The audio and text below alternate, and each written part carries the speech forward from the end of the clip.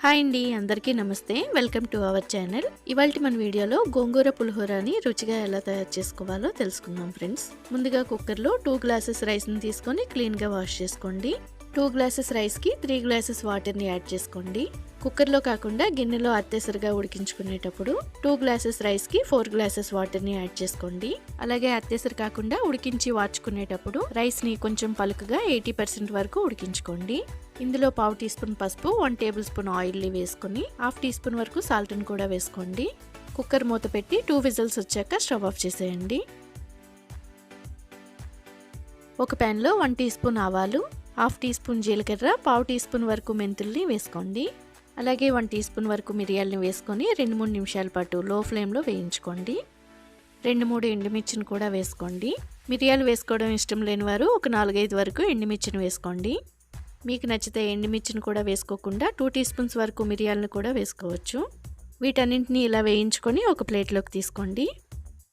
వీటిని చల్లార్చి మిక్సీలో వేసుకొని ఇలా పౌడర్లా ప్రిపేర్ చేసుకొని పక్కన పెట్టుకోండి. ఇదే ప్యాన్లో 3 టేబుల్ స్పూన్స్ వరకు ఆయిల్ వేసుకోండి. ఆయిల్ హీట్ అయ్యాక క్లీన్ చేసుకున్న గోంగూరని ఇందులో వేసుకోండి. 2 కట్టల గోంగూరని తీసుకొని ఆకులన్నింటినీ తొడిమెలు లేకుండా తుంచుకోవాలి. ఈ గోంగూర ఆకుల్ని 2-3 సార్లు చక్కగా వాష్ చేసుకొని ఇందులో వేసుకోండి.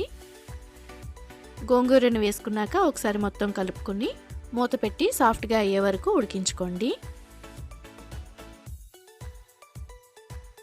మధ్య మధ్యలో ఒకసారి కలుపుకుంటూ ఉడికించుకోవాలి. ఇందులో కొంచెం సాల్ట్ని వేసి ఉడికించుకోండి. గోంగూర త్వరగా సాఫ్ట్గా ఉడికిపోతుంది.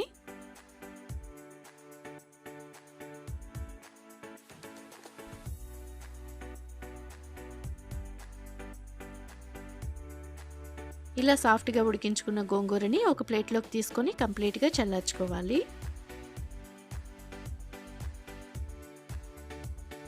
గోంగూర కంప్లీట్గా చల్లారినాక ఒక మిక్సీ జార్లో వేసుకొని మధ్య మధ్యలో పల్సిస్తూ కోర్స్గా బ్లెండ్ చేసుకొని ఈ విధంగా పేస్ట్ని ప్రిపేర్ చేసుకోండి. ఇదే ప్యాన్లో మరో 3 టేబుల్ స్పూన్స్ వరకు ఆయిల్ వేసుకోండి. ఆయిల్ హీట్ అయ్యాక 2 టేబుల్ స్పూన్స్ పల్లీలు, 1 టేబుల్ స్పూన్ శనగపప్పు, 2-3 పచ్చిమిర్చిని ఇలా కట్ చేసి వేసుకోండి. 2 ఎండుమిర్చిని వేసుకొని 1 టీ స్పూన్ వరకు అల్లం తురుముని వేసుకోండి. కరివేపాకును కూడా వేసుకొని మీడియం ఫ్లేమ్లో ఈ పోపుని చక్కగా వేయించుకోండి. ఇందులో కొంచెం ఇంగువని యాడ్ చేసుకోండి. పులిహోర మరింత రుచిగా వస్తుంది. ఇంగువని వేసుకోవడం ఇష్టం లేని వారు వేసుకోకపోయినా పర్వాలేదు.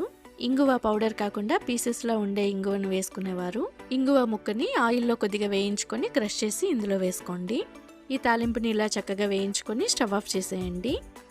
2 విజిల్స్ తర్వాత స్టవ్ ఆఫ్ చేసి ఉడికించుకున్న రైస్ని ఒకసారి గరిటెతో ఇలా నెమ్మదిగా కలుపుకుంటూ పొడి పొడిగా చేసుకోండి.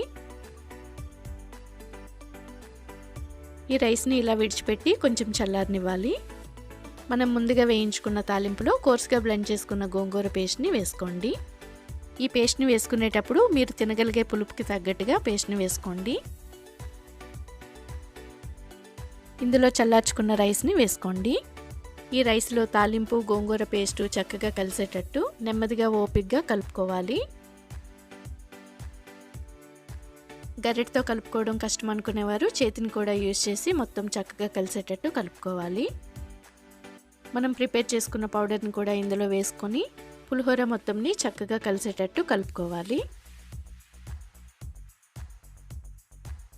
గోంగూర పులిహోరని ఈ పద్ధతిలో తయారు చేసుకోండి.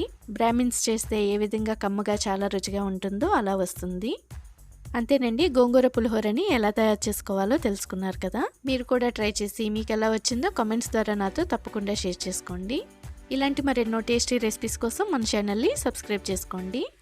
మన రెసిపీస్ మీకు నచ్చితే లైక్ చేసి మీ ఫ్రెండ్స్కి, ఫ్యామిలీ మెంబర్స్కి తప్పకుండా షేర్ చేయండి ఫ్రెండ్స్. ఇలాంటి మరెన్నో టేస్టీ రెసిపీస్తో మళ్ళీ కలుద్దామండి. Bye friends. Thank you for watching this video.